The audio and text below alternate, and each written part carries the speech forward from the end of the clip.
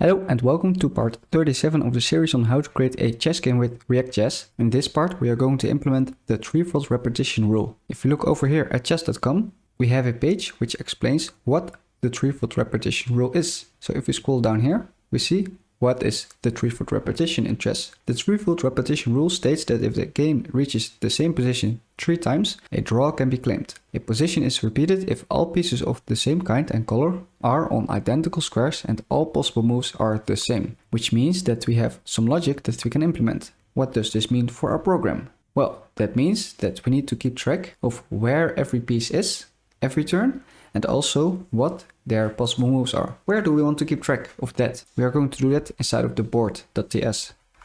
So I just pressed Ctrl P on the keyboard as a shortcut to move to the file. And then right here, we are going to open up our board.ts. And here we have the board with a couple of properties. We have the pieces, the total turns, winning team, stalemate, draw, moves. When do we want to save the current board state? Let's save it after playing a move.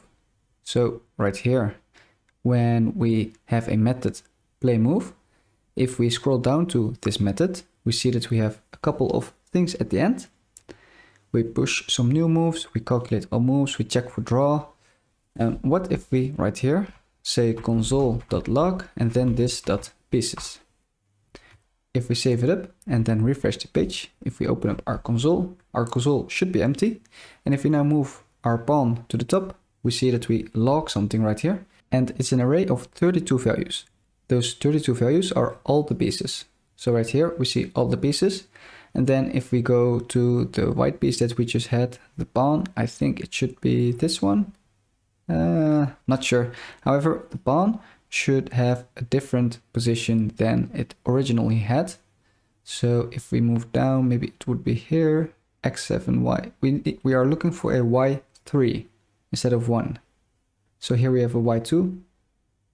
Oh, okay, so we are looking for a y2 actually. So right here we have an x3 and a y2. And if we close the debugger and then we look at this pawn, we see that we have 0, 1, 2, 3, and then 0, 1, 2, which means that it is the pawn that we have just moved. All right, so this.pieces contains the board state with all the pawns. However, we also have a lot of information that we don't necessarily need. If we look inside this array once more, we see that we have the correct things, which will be the position that the pawn is in, the type of the piece, in this case the rook, the team of the piece, and also the possible moves for that piece.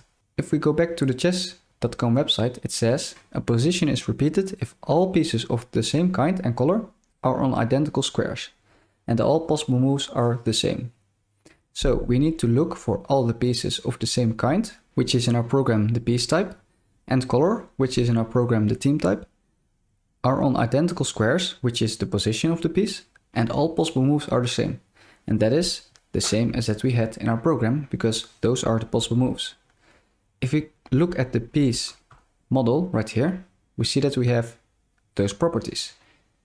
Let's highlight the properties that we need in order to implement the threefold repetition. So first of all, we have the position.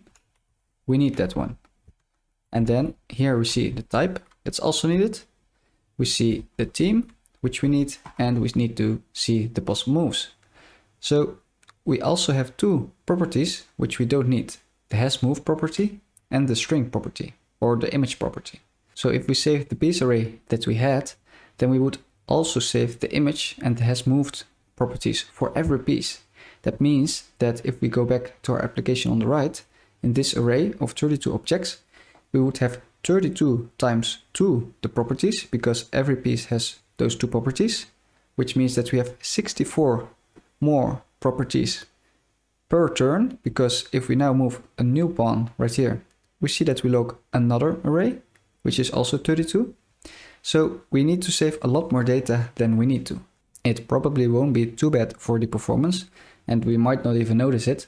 However, it is a good habit to only keep and save the data that we need, so we can optimize our program as much as we need and as much as we want. All right, we are going to remove the comments that we made right here. And then what we are going to do is we are going to create a new model. And what will this model be? This model will basically be the same as the piece model that we have right here, but without the properties image and has moved. We only want to save the properties that we need in order to check if there is a threefold repetition in chess. So we're going to look at the left side and create a new file in our models folder, and we're going to name it SimplifiedPiece.ts. And here we say export class SimplifiedPiece.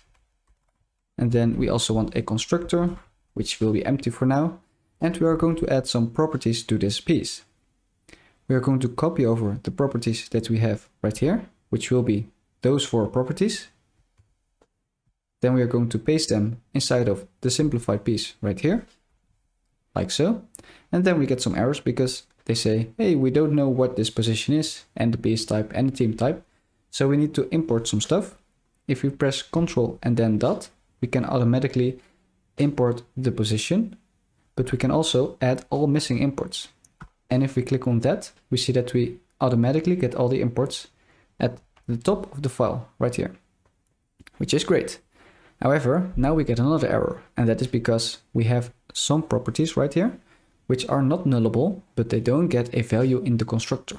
Alright, so what do we want to pass in the constructor of the simplified piece? When are we going to make simplified pieces? We are going to make simplified pieces at the end of the board. So right here, when we have our play move, at the end of this play move, we want to save all the pieces to the board, and that will be our board state from that turn. In order to do that, we need to create an array of simplified pieces.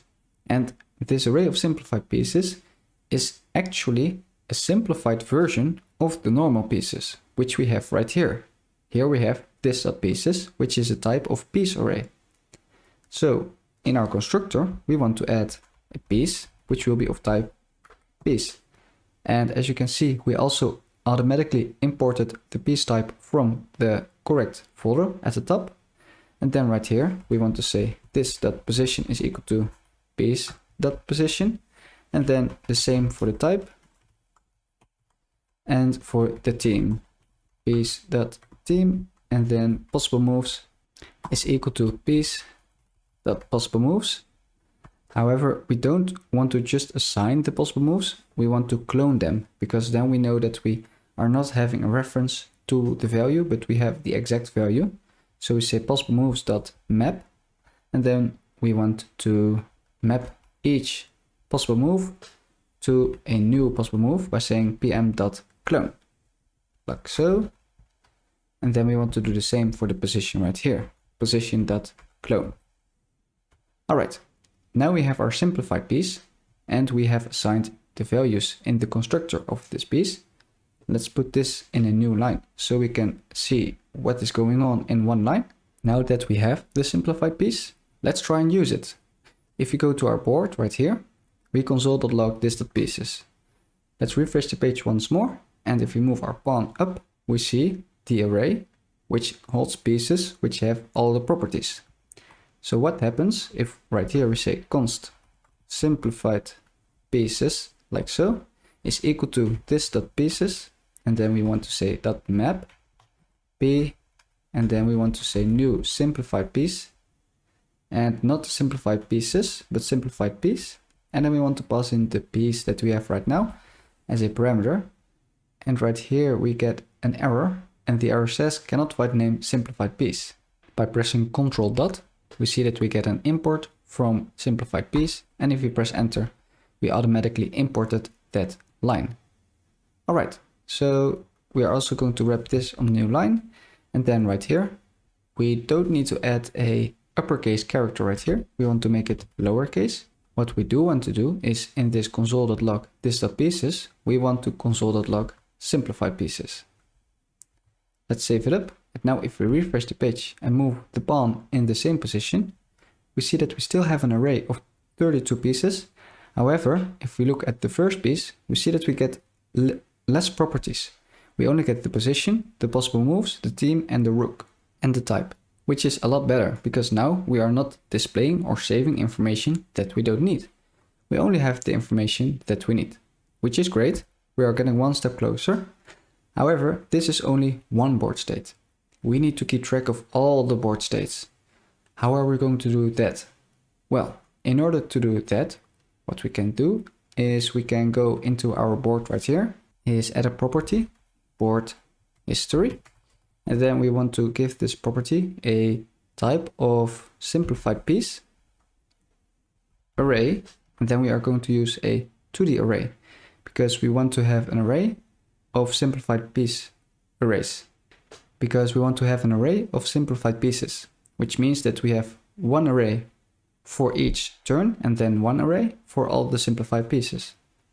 So right here, we also want to pass in the board history as a new parameter in the constructor. So we say board history, which should be equal to SimplifiedPiece array, like so. And then at the bottom, we say this dot board history is equal to board history. We also need to pass in this as a parameter at the bottom right here.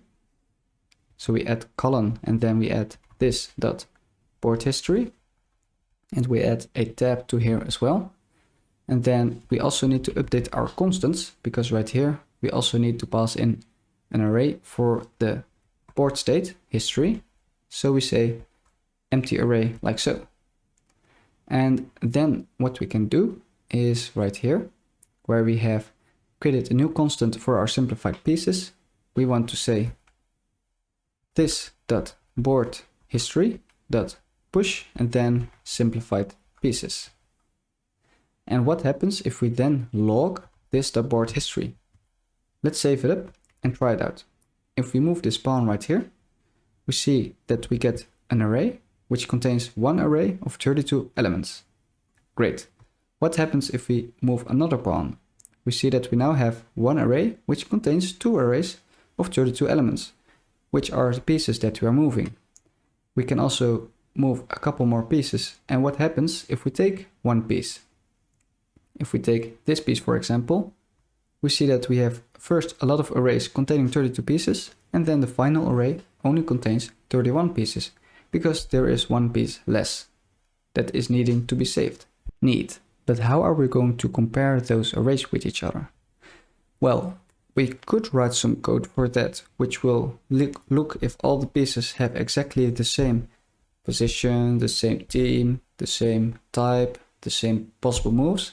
However, there is also a simple shortcut in order to do that. And that shortcut is json.stringify. And json.stringify, what it is it stringifies the object, and then you have one string representing your whole object. So we can do that by saying we are going to create a new constant right here, const simplified pieces stringified is equal to json.stringify, and then we want to stringify our simplified pieces, like so. And then if we put this in a new line, add some enters between there.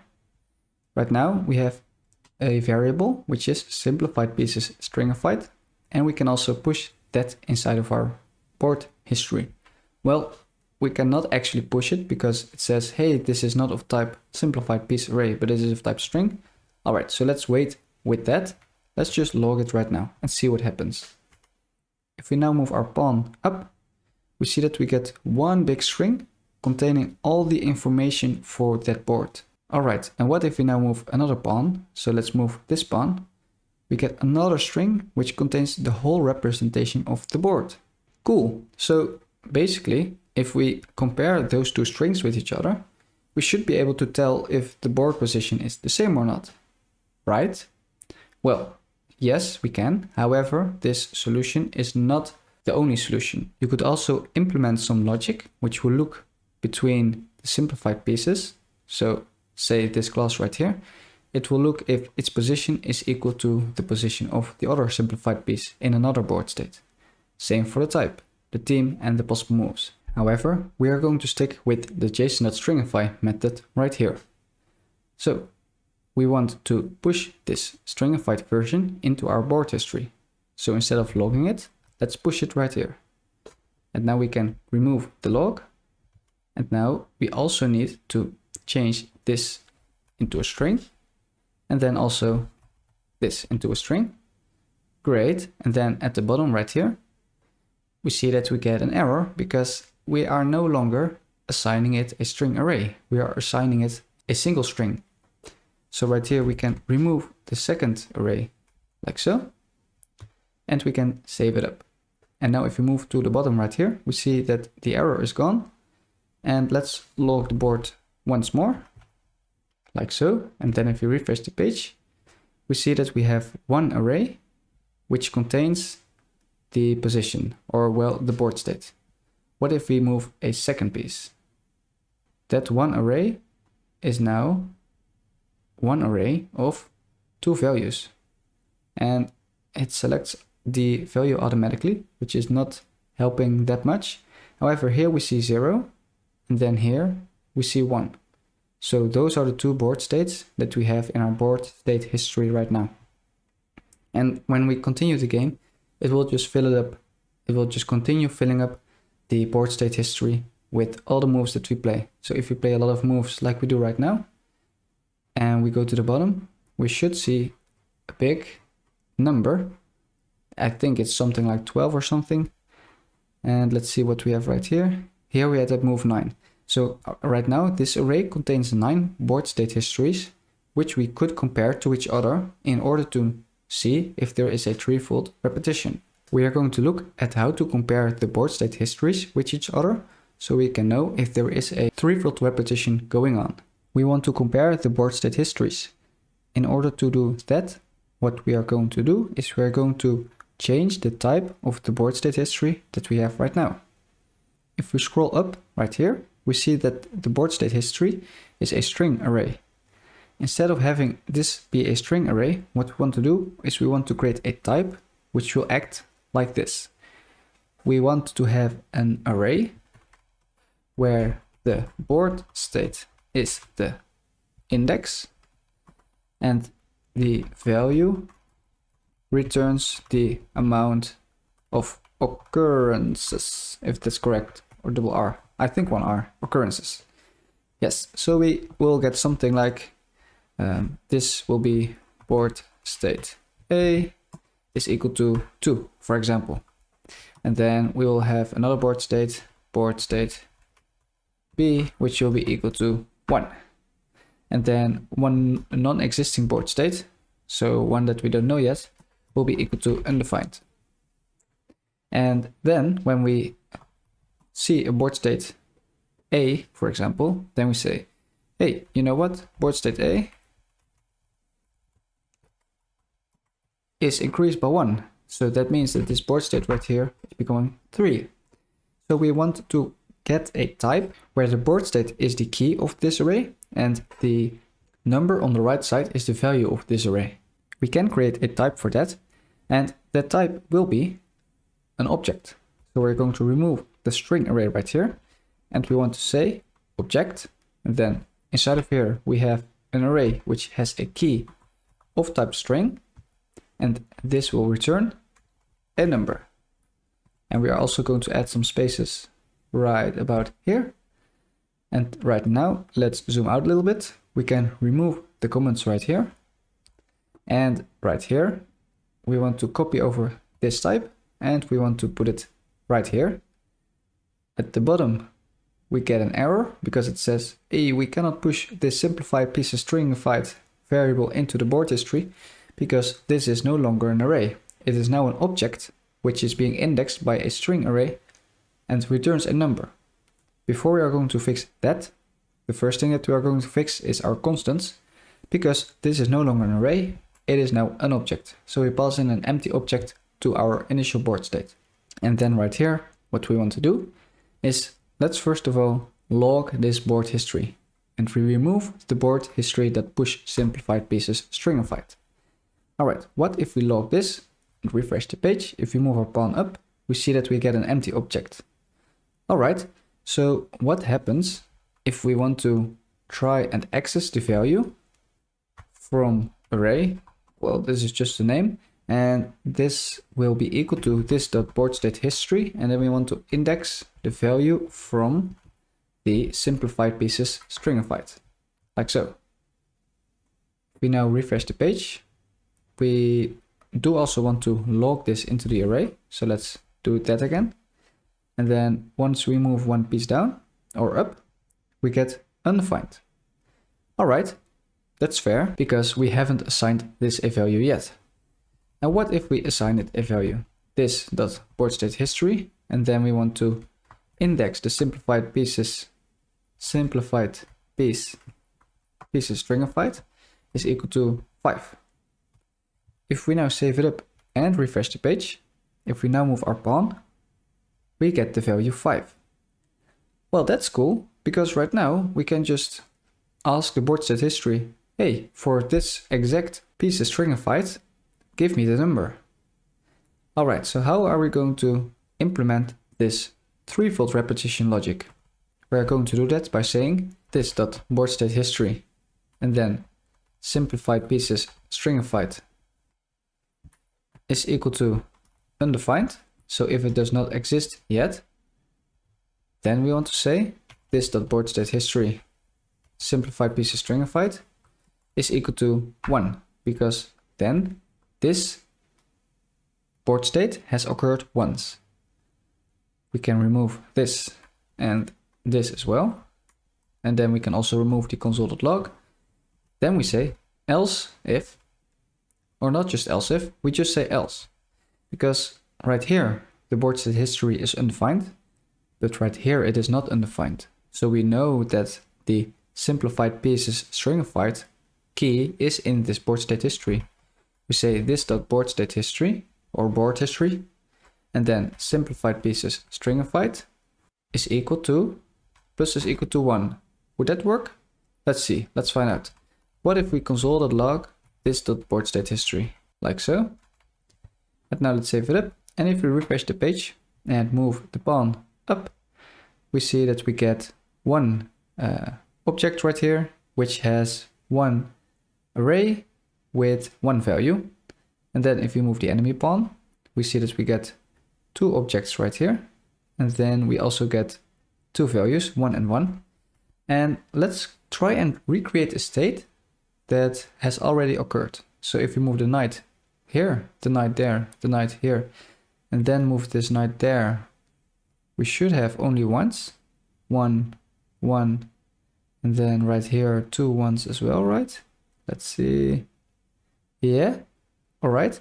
So what if we move this knight to here? We have 1, 1 right here. We have 1, 1 right here. And right here we have 1, 2, which means that this position, oh, we lost it. However, this means that this position, here we have it, this position has occurred twice. Wow. Okay, so now we can identify if a board state history has occurred twice. So let's just try and do something with it. If this board state history simplified pieces stringified is equal to 2, let's just log it. We already had this board state. Okay, let's open up the browser again and let's remove the console.log from the board state history.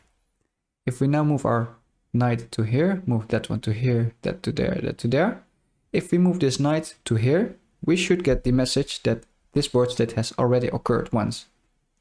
And we get it because we already had this board state.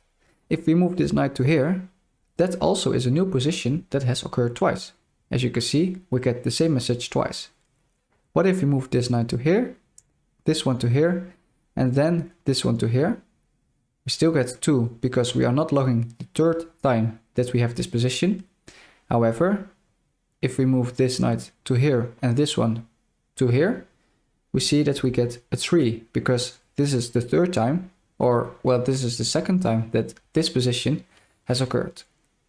All right, so now that we have that, what we can also say is if this dot board history simplified pieces stringified is equal to 3, then we have a threefold repetition. Threefold repetition, like so. And then what we want to say is this dot raw is true.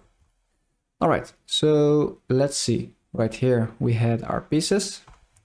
And what we want to do is we also want to create a new method for this check. So here we say check for threefold repetition, which will be a void, and then inside of here we are going to put this code right here.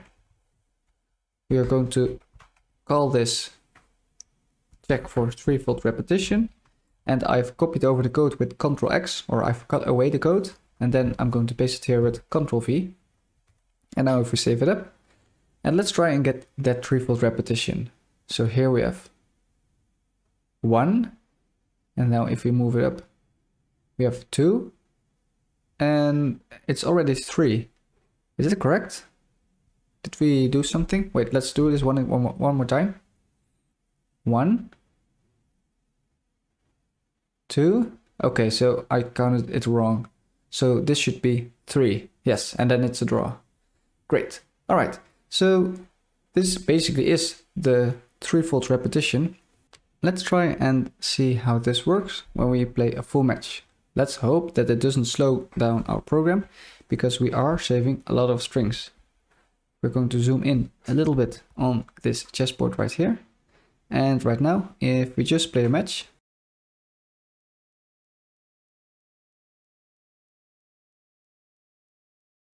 all right, we have made a lot of moves. As you can see on the top right, we have a total turns of 90.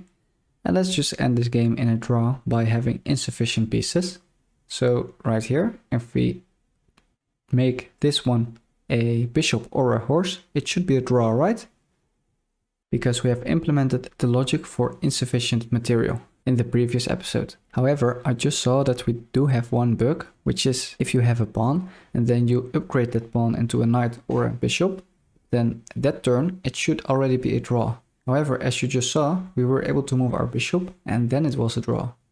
Which means that we need to check for the draw after the piece has been upgraded or promoted as well. Let's try and fix that as well. Let's go into our referee.tsx, and then right here we should have something where we promote our pawns, which is right here. Right here we promote pawn, we set the board, and here we calculate all the moves. And in the calculate all moves, we only check for the stalemate, and we don't check for the draw, which we do down here. One simple fix for this is we are going to move this away and then move this into the calculate all moves method, because the calculate all moves method is also being called from the play move method, as we just saw right here. Here we call the calculate all moves method. While we're at it, let's also refactor this piece of code, which is the stalemate logic. Instead of doing it in the calculate all moves method, let's create a new method, which is called check for stalemate. And we're going to put it below here. Check for stalemate. And this will be a void. And right here, we want to put the code that we have up here, which will be this right here. Then let's save this up. And then if we go down to here, to the stalemate, and then paste it in, we see that we need one parameter, which will be enemy moves. And this will be a position array, I think. And now we need to pass it in from up here, because we also need to call the this.check for stalemate method. And we need to pass in the enemy moves, like so. And this is an argument of position or undefined. So we need to also add that to here. So this is either a position or an undefined array. So right here we say position or undefined, like so. And then if we scroll up, we also see that if there is no checkmate, then it will just return right here. So we actually want to do the draw and the check for the threefold repetition up here, because otherwise we only check for those things after we have no more moves left. All right, so let's save this up, refresh the page, and make it a little bit bigger once more. Let's create the same scenario that we had just before. If we now take this pawn and then we promote it to a bishop, for example, in our referee.tsx, we also need to check if we have reached any of these states. So as you can see in the play move method, when we set the board, if the played move is valid, then we also check if it is a draw, if it is a stalemate, or if there is a winning team, and then we show the model. However, this is also something that we want to do if we scroll down here after we have promoted a pawn. As you can see right here, we also calculate all the moves. However, we also want to check for game ending right here. In order to do that, what we want to do is we want to grab this piece of code right here. And then we want to put this inside of a function. So we're going to create a new function right here. And let's add it at the end. So we're going to put it underneath here. Function check for end game. And this function will then do this. And it will expect a clone board. And in this case, we can rename this to just board. And then the error will be gone. However, we don't want to use the board that we have in our state, which is up here. Instead, what we want to do is we want to use a local board. So if we go down here, we want to say board, which is equal to board, like so. And now we see that we are using the local value right here, which is board. Then we want to call this check for endgame method with the clone board in this example. And then up here, we want to do the same thing. Right here, we want to say check for endgame, and then we want to pass in the clone board, like so. And now if we save this up and then refresh the page, let's create the scenario again. When we reach the bottom, we will get the option to choose for a bishop or a knight or a queen or a rook. If we now choose the bishop, we immediately get the message it's a draw, because it now calls the same method that we had before. With this, I want to thank you for watching. I hope you could follow along. Leave a like, comment down below, subscribe, and I'll see you in the next episode. Bye!